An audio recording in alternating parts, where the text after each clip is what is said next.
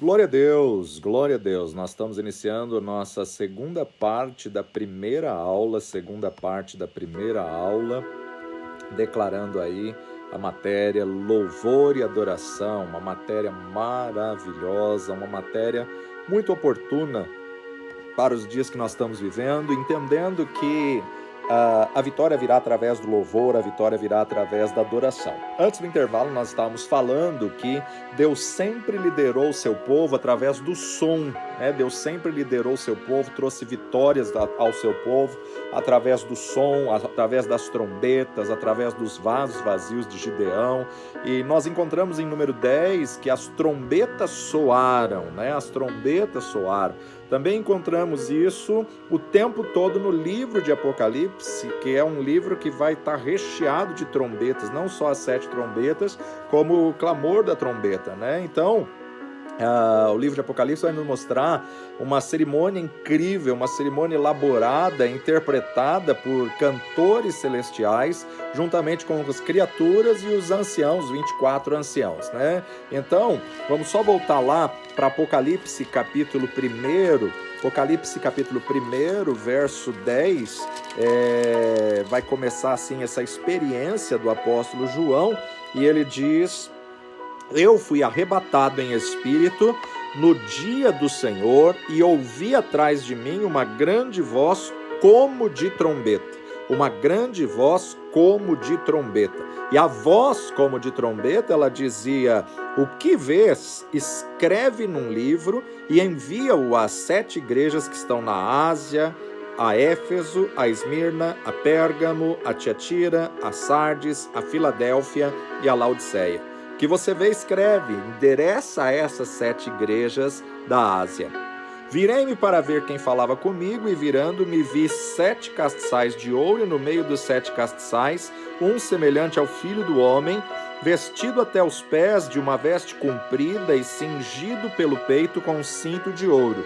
E a sua cabeça e cabelos eram brancos como lã, como a neve, e os seus olhos como chama de fogo, e os seus pés semelhantes ao latão reluzente, como se tivesse sido refinado numa fornalha, e a sua voz como a voz de muitas águas.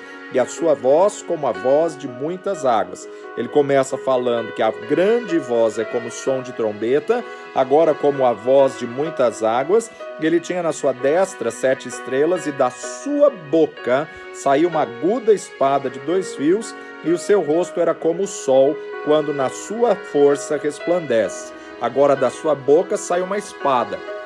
Então a trombeta, a voz de trombeta, a espada que sai da sua boca é uma arma de guerra. Eu, quando o vi, caí a seus pés como morto, e ele pôs sobre mim a sua destra, me dizendo: não temas, eu sou o primeiro e o último, e o que vive.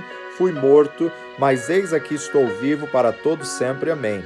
E tenho as chaves da morte e do inferno. Escreve as coisas que tens visto, e as que são, e as que depois destas hão de acontecer.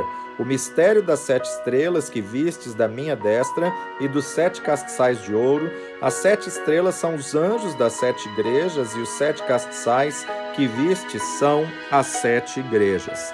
A voz do Senhor é poderosa, a voz do Senhor quebra cedros, a voz do Senhor. A voz do Senhor, muitas vezes, ela soa como trombeta, nos convocando, e muitas vezes como o som de muitas águas. Na palavra de Deus, a trombeta ou o shofar tem um som distinto para reunir e convocar o povo de Deus para a guerra.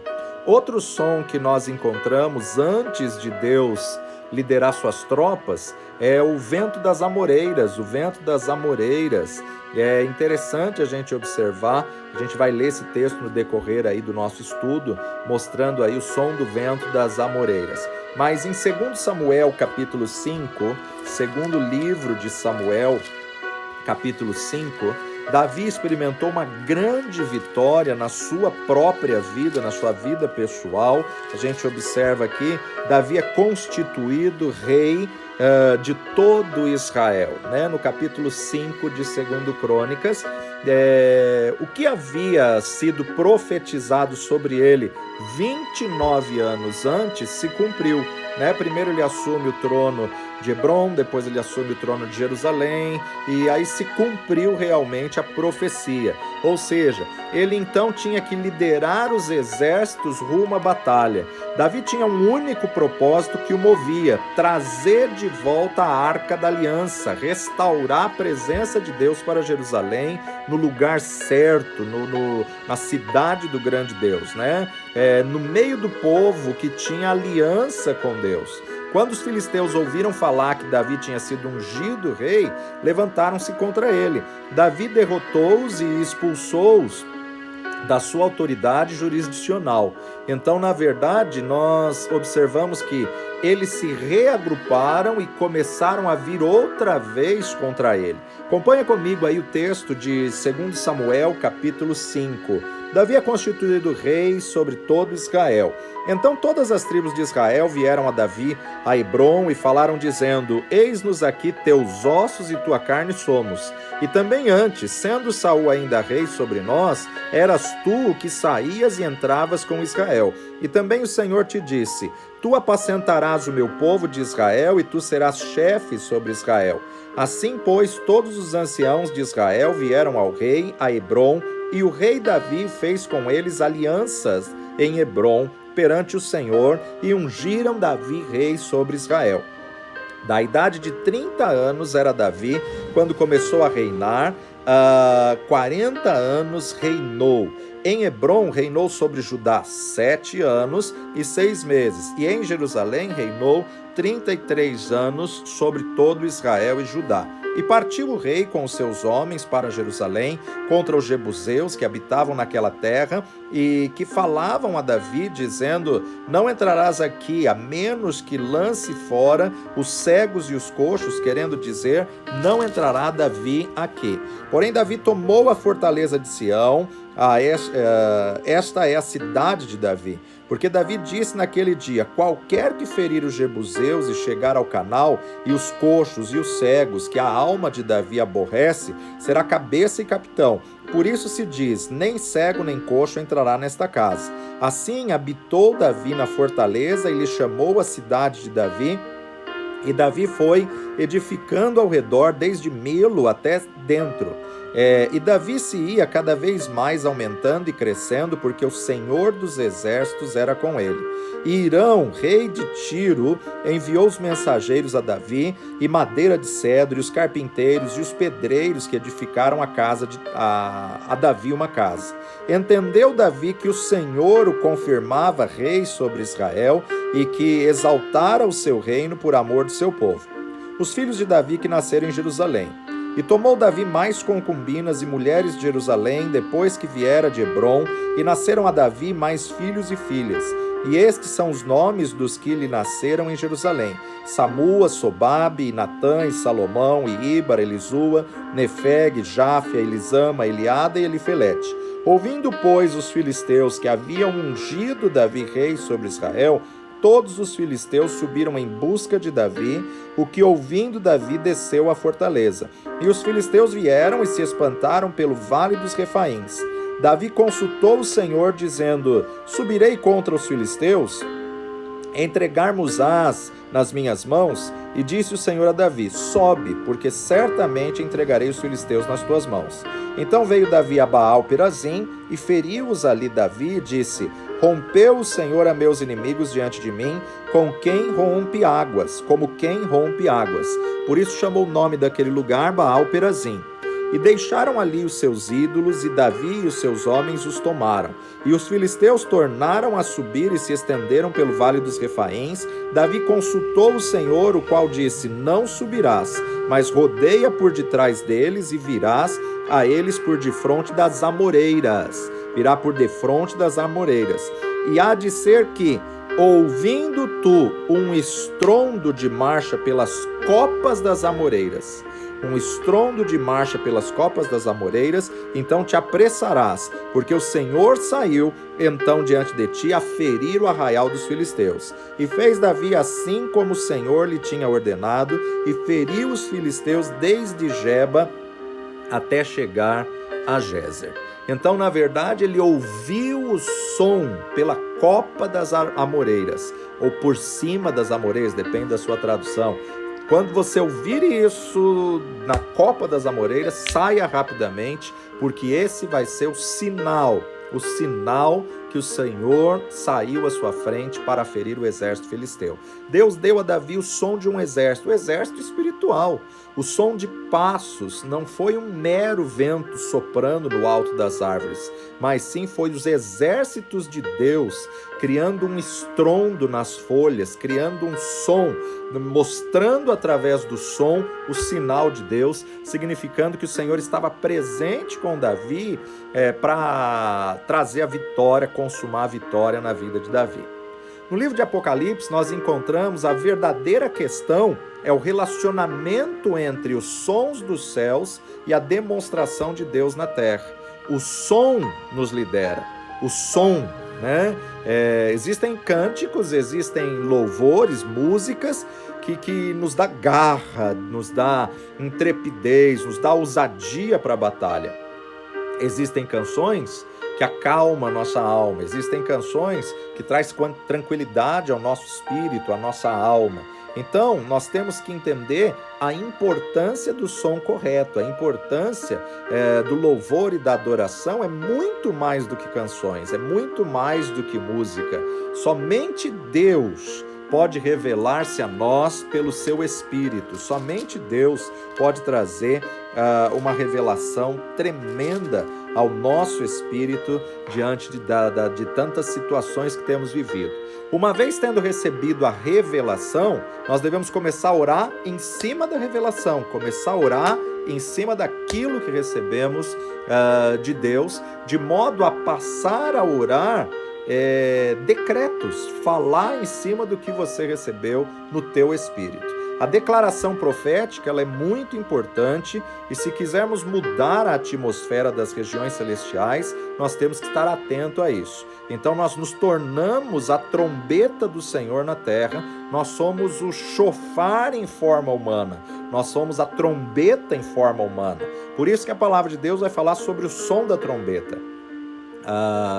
No livro Guerreiro da Adoração, que foi escrito por John Dixon e Chuck Pierce, ele coloca o seguinte: no Antigo Testamento, o soar das trombetas proclamava a descida do Senhor.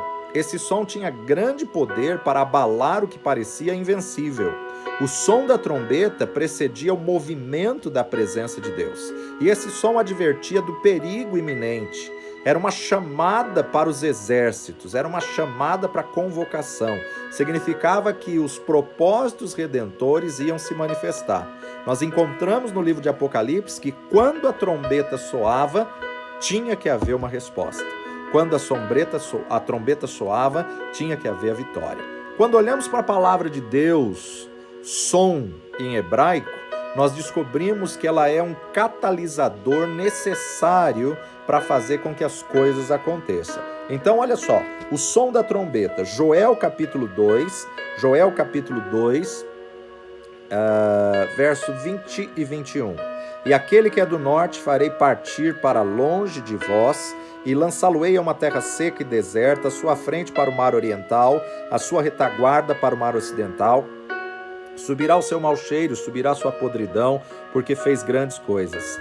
Não temas, ó terra, regozija-te e alegra-te, porque o Senhor fez grande coisa.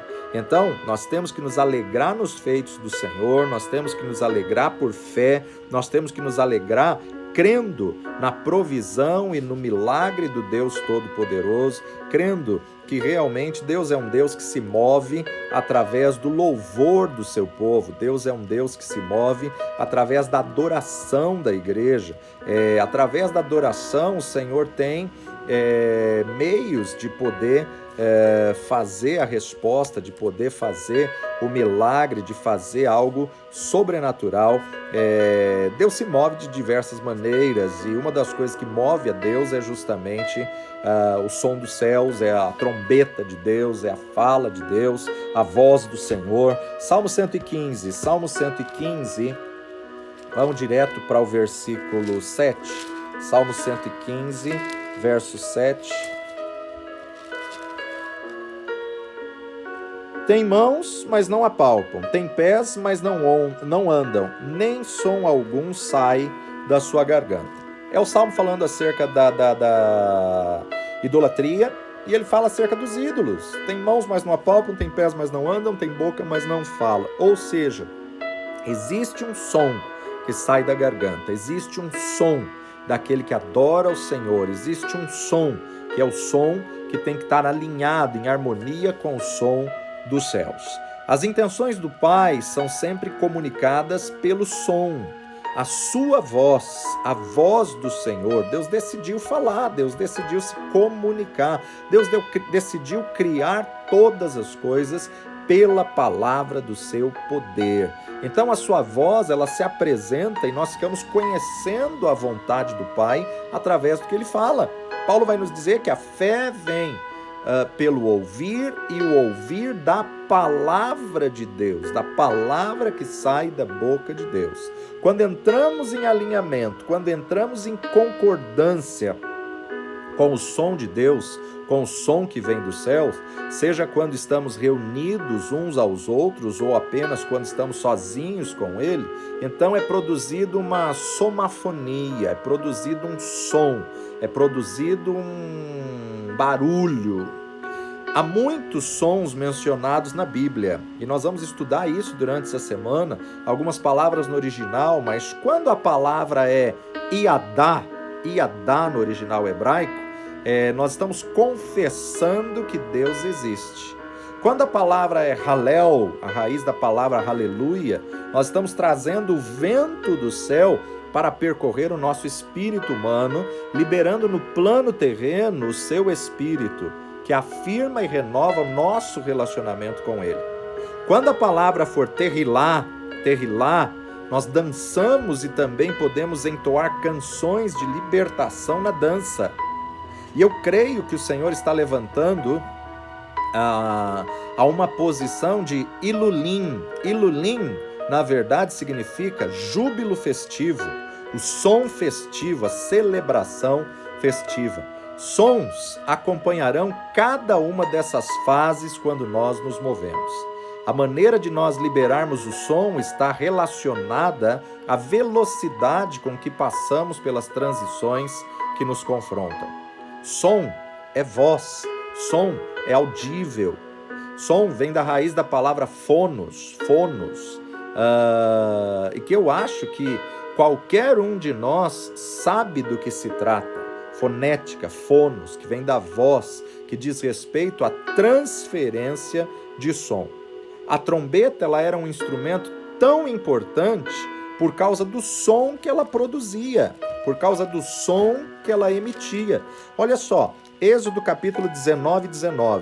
E o sonido da buzina ia crescendo em grande maneira, e Moisés falava, e Deus lhe respondia em voz alta. O sonido da buzina ia crescendo, Moisés falava e Deus respondia em voz audível, em voz alta. Que coisa tremenda, que experiência gloriosa. Josué 6:5.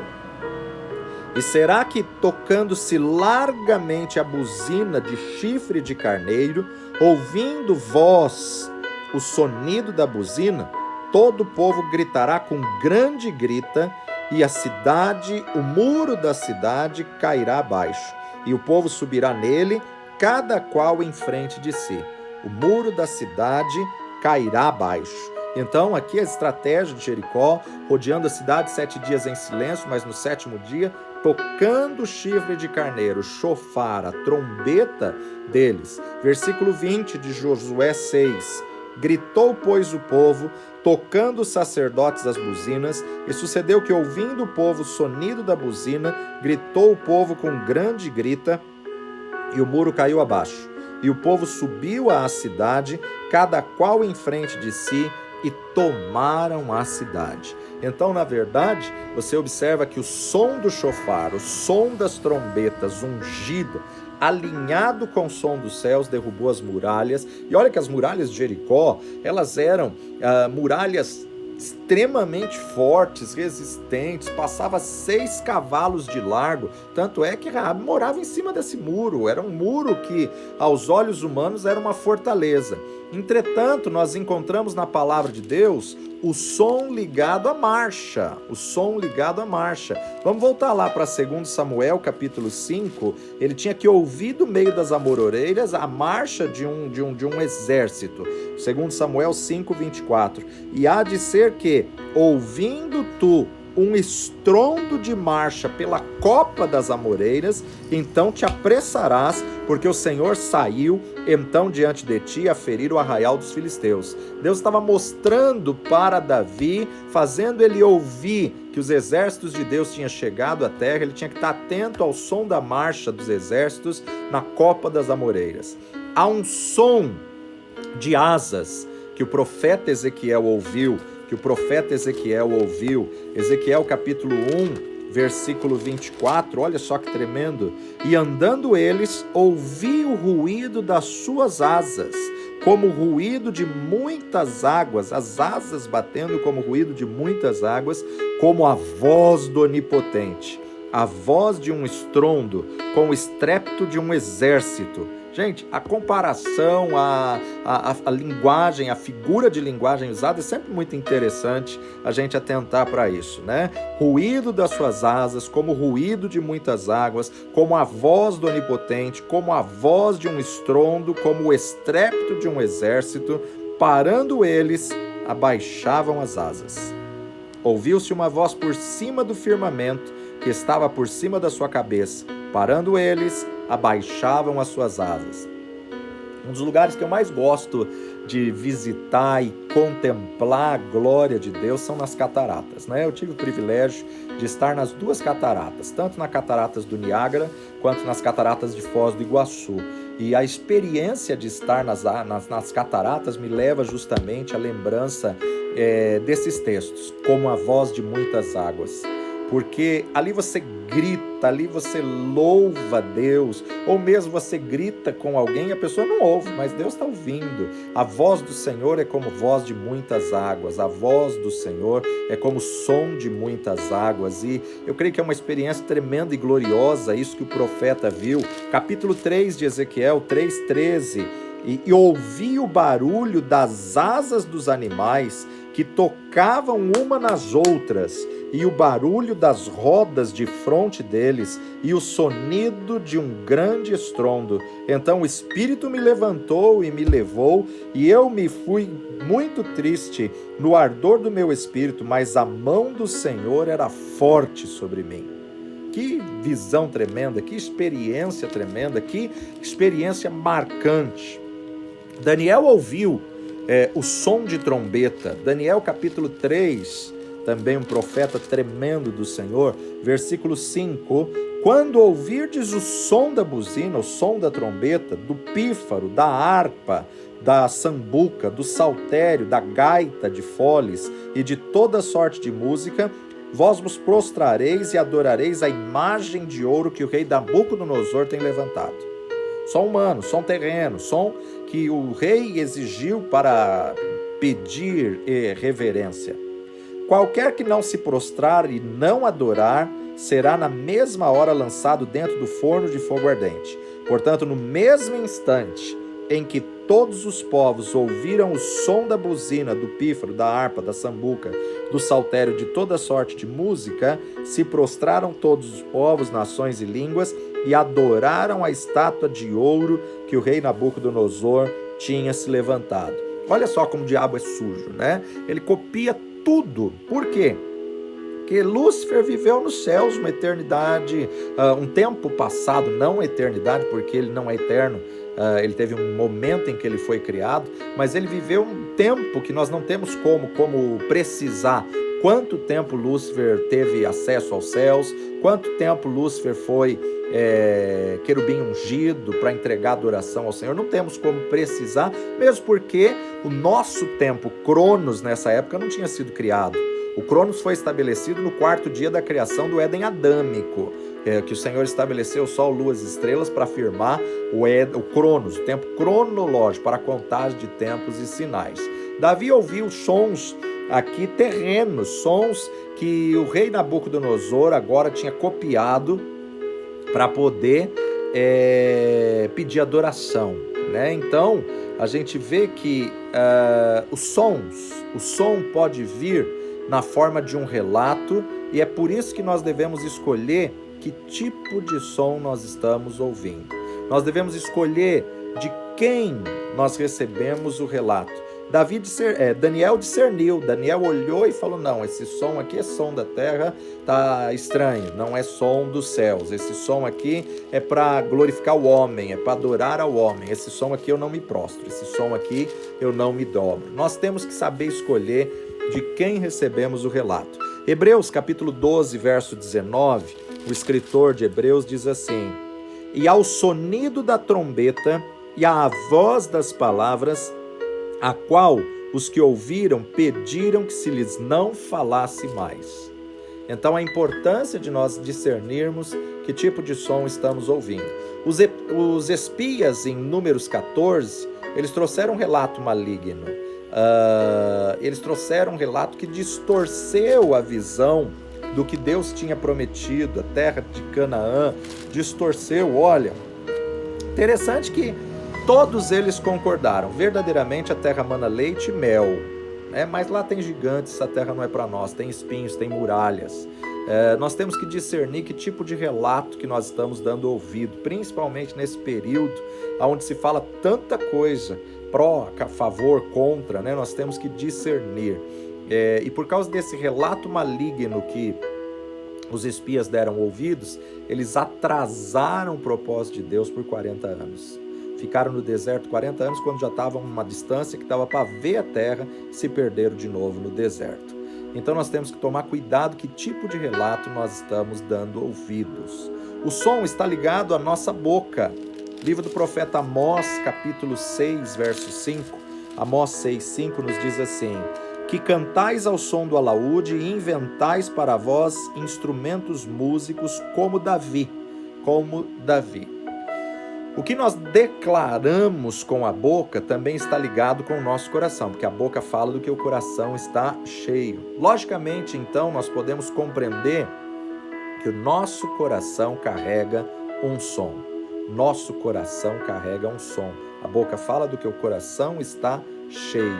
O que você enche no seu coração se torna em palavras que vão ser verbalizadas. Logicamente, então, nós podemos compreender que o nosso coração é dali que vai proceder a essência da fé. A fé vem pelo ouvir a palavra de Deus, ela vai ouvir, você vai entrar no coração, o coração vai encher e você vai liberar, vai verbalizar aquilo que o coração está cheio. Quando o som é confuso e não pode ser plenamente interpretado, então se torna só um barulho.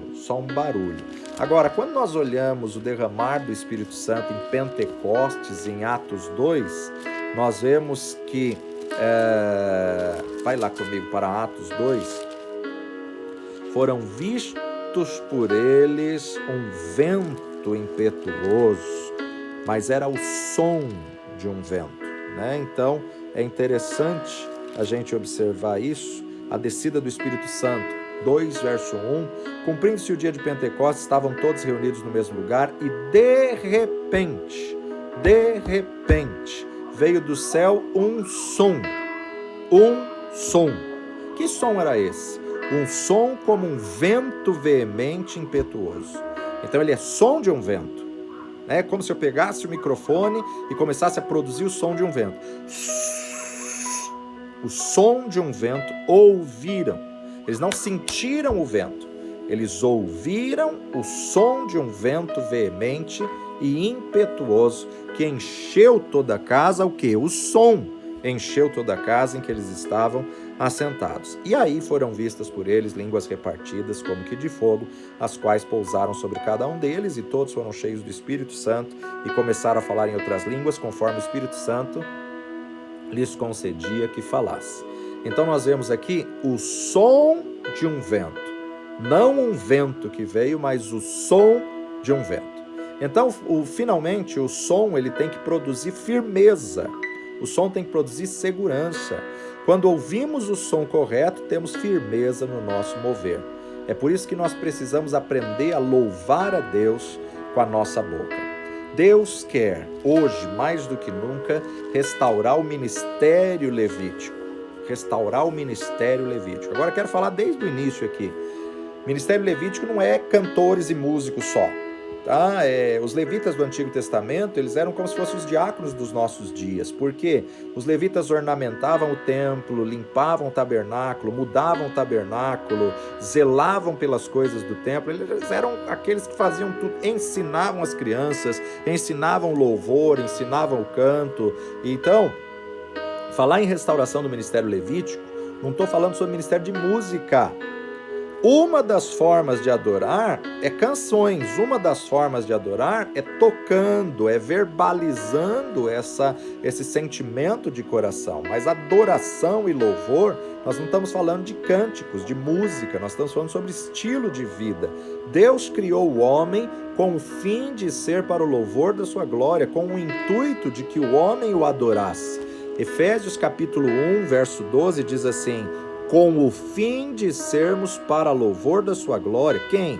Nós, os que primeiro esperamos em Cristo. Então Deus o criou para ter uma comunhão maior com Ele, para ter um ser para conversar, para poder contar com esse ser, para expandir o seu reino sobre a terra, para dominar sobre a sua criação. Desde o momento em que o Senhor soprou o fôlego de vida nas narinas de Adão, Deus procura verdadeiros adoradores que o adorem a despeito da situação, a despeito da circunstância, para que através da adoração Ele possa prover, Ele possa liberar a bênção, Ele possa liberar a vitória. Nós temos que entender que adoração independe do que você tem ou do que você recebeu, independe da circunstância. Por isso que adoramos pelo que Ele é e louvamos pelo que Ele faz. A diferença de louvor e adoração: louvamos pelo dia, pelo sol, pelo ar que respiramos, louvamos pela bênção recebida, mas adoramos porque Ele é Senhor, Ele é justo, Ele é santo, Ele é fiel, Ele é o Todo-Poderoso, Onipotente, Onisciente, Onipresente. Ele é. Então a adoração é pelo que Ele é, louvor é pelo que Ele faz. Ele vem através dos tempos procurando formas para ter um contato mais íntimo com o homem.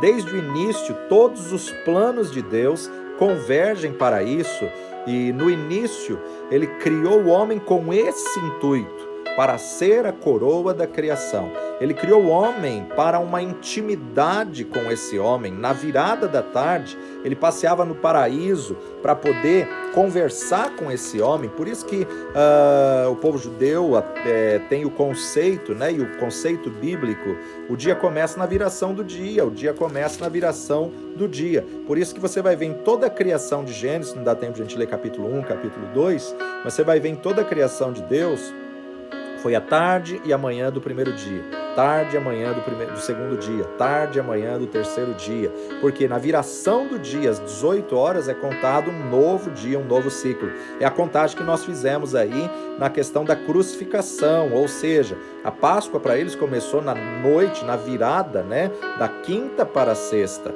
da quinta para a sexta. Então, da quinta às 18, à sexta às 18, primeiro dia, da sexta às 18 ao sábado às 18, segundo dia, do sábado aos 18 ao domingo pela manhã, terceiro dia. Ele ressuscita na manhã do terceiro dia. Sábado às 18, amanhã do terceiro dia, né? Então, a importância de nós sabermos a contagem judaica é com a raiz da palavra da criação. Na viração do dia, o Senhor passeava no jardim do Éden. É interessante que o homem quebrou essa comunhão, esse relacionamento. O pecado separa, afasta o homem de Deus, né? Então, olha só, Gênesis capítulo 3, verso 8, ouviram a voz do Senhor Deus que passeava pela viração do dia e escondeu Adão e sua mulher da presença do Senhor entre as árvores do jardim. E aí então Deus vem e estabelece o sacrifício. Capítulo 3, verso 21. E fez o Senhor Deus a Adão e a sua mulher túnicas de pele e os vestiu. Para quê? Para consertar o erro do homem, para cobrir o pecado do homem, porque o Senhor estabeleceu um princípio: sem derramamento de sangue não há remissão do pecado. Então tinha que ter justamente esse derramar do Espírito, tinha que ter justamente essa questão. Com o passar do tempo, isso daí se perde e logo nós vemos Deus pedindo o primogênito, né? Como nós falamos na abertura.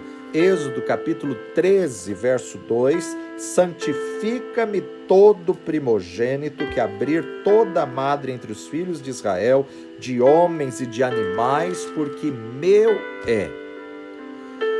Meu é. Só que aí então ficou uma coisa mecânica o primogênito, né? O primeiro que nasceu ele não tinha escolha, o primeiro que nasceu ele não tinha livre-arbítrio, já era consagrado automaticamente. E aí então o Senhor faz uma troca. Em lugar dos primogênitos, o Senhor pede que consagre a ele os levitas, estabelece uma tribo dos levitas e sacerdotes. Veja só, Números capítulo 3, verso 12. Números 3, 12.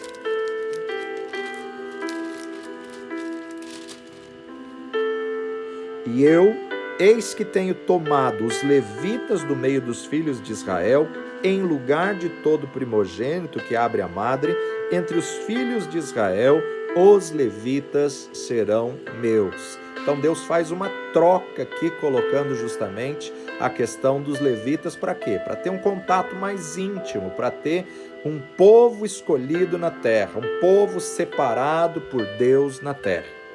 Mas como já falei aí na abertura, com o passar dos anos, essa ideia principal também foi sendo desfeita, foi se desmanchando, até Deus colocar no coração de Davi restaurar a adoração, restaurar os intercessores, restaurar o sacerdócio, restaurar, fazer instrumentos específicos para isso.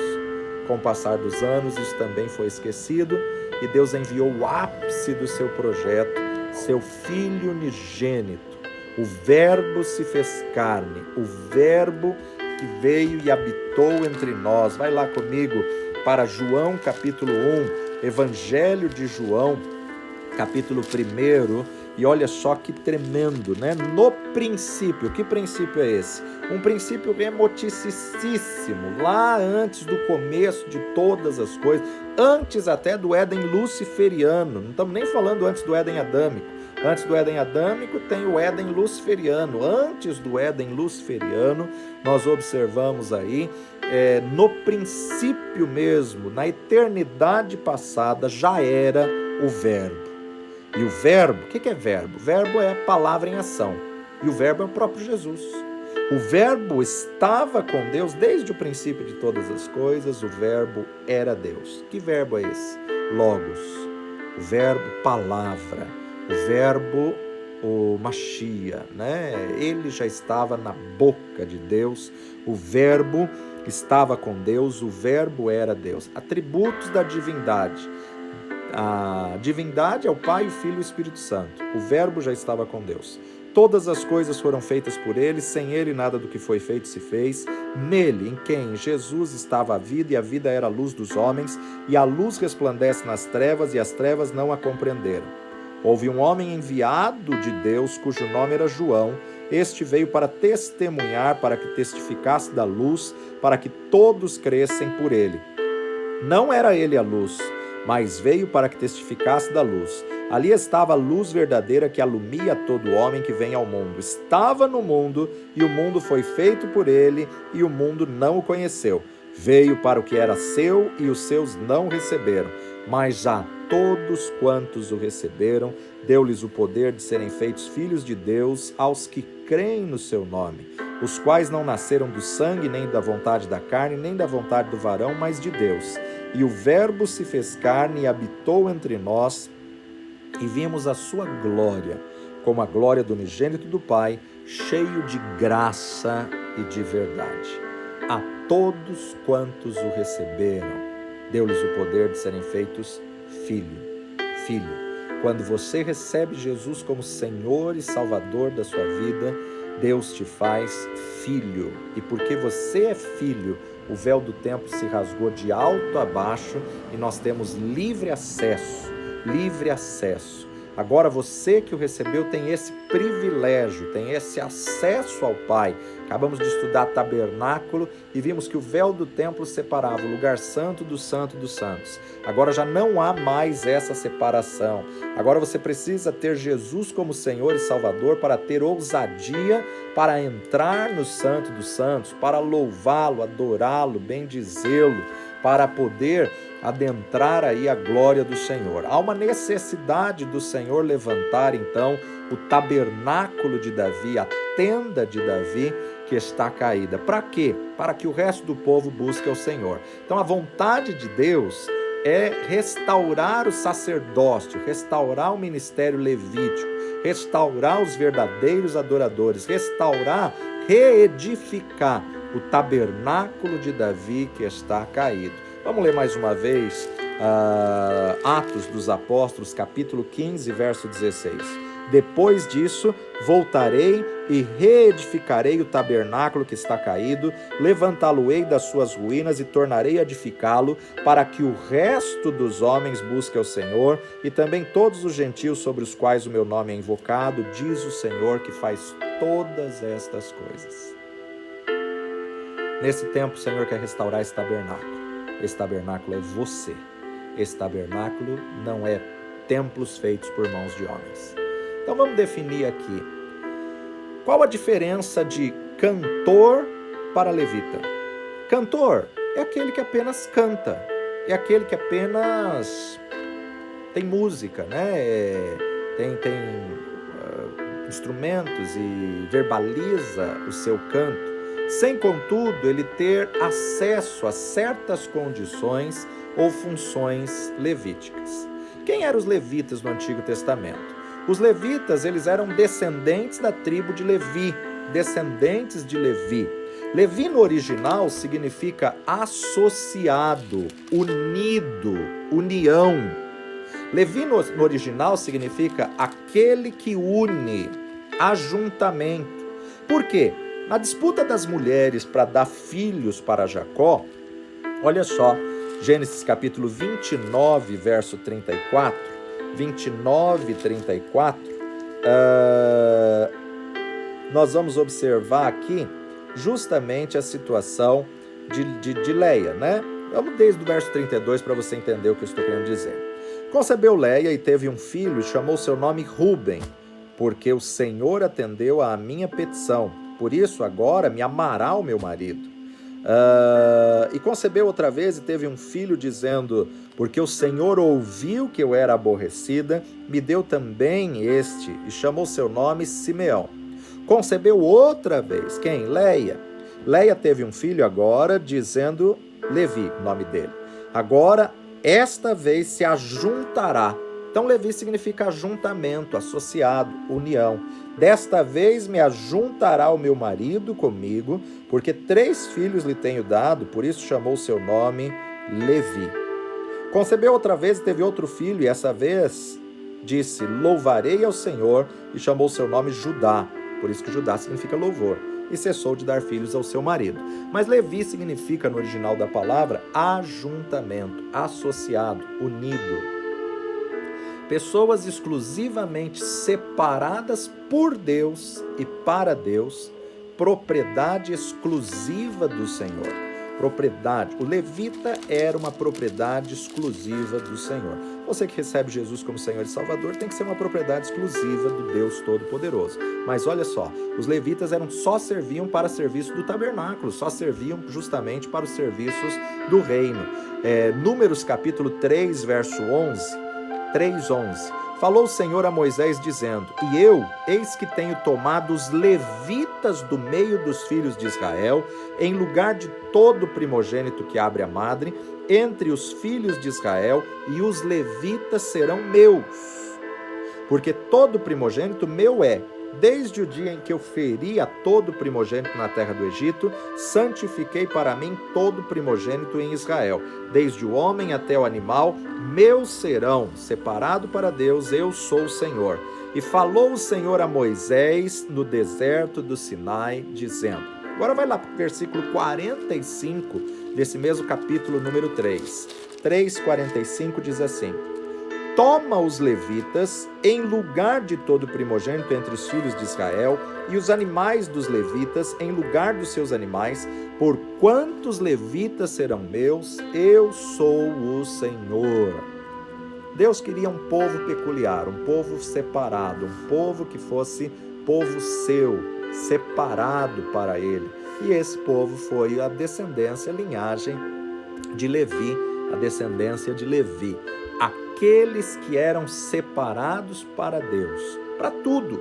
Eles limpavam, ornamentavam, zelavam pelo tabernáculo, montavam, desmontavam, carregavam e ministravam louvor, ensinamento, ensinavam o povo a louvar, mas eles foram considerados como verdadeiros adoradores. Mas não somente louvavam, não somente adoravam.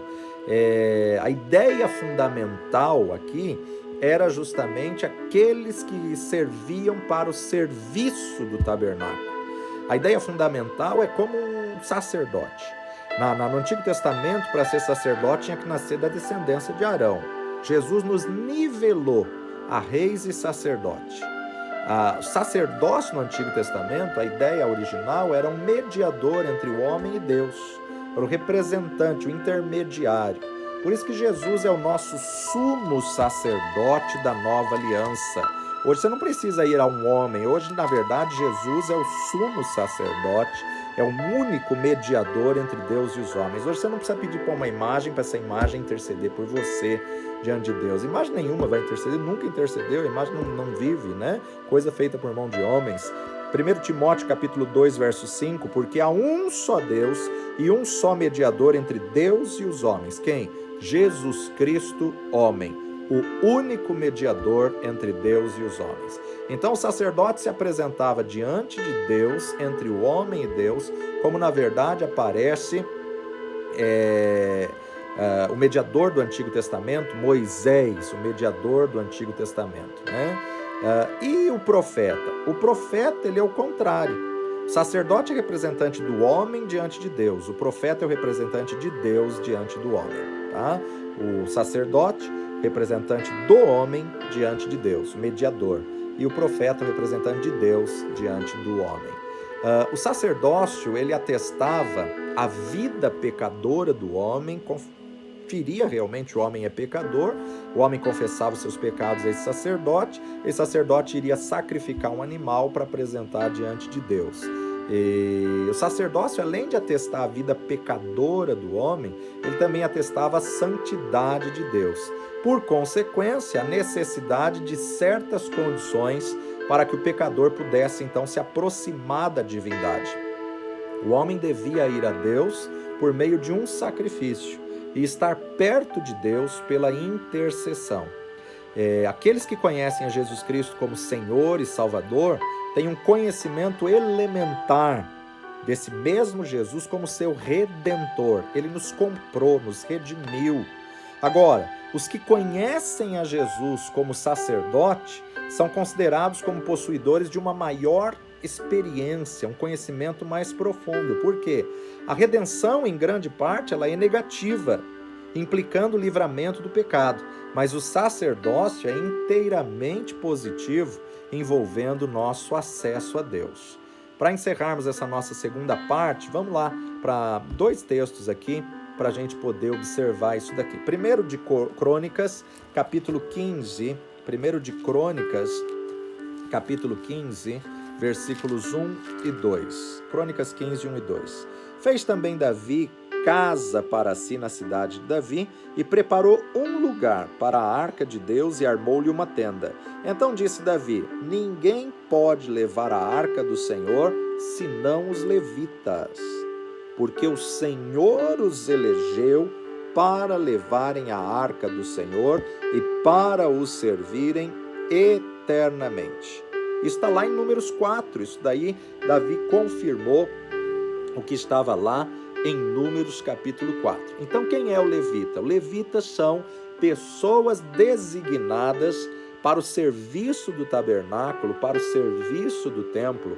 Só no Antigo Testamento a gente vai encontrar 230 referências sobre levitas. E a importância de a gente entender primeiro o que é esse ministério levítico, para depois falarmos sobre louvor e adoração. Vamos por mais um breve intervalo e depois nós vamos falar um pouquinho sobre as leis acerca dos sacerdotes e dos levitas. Fique conosco, não desista não, persevera, insista, crie essa disciplina de assistir às aulas, fazer sua prova. Sei que em casa para alguns é mais difícil, mas vai valer a pena. Deus te abençoe. Daqui a pouquinho a gente volta com a nossa terceira parte da primeira aula.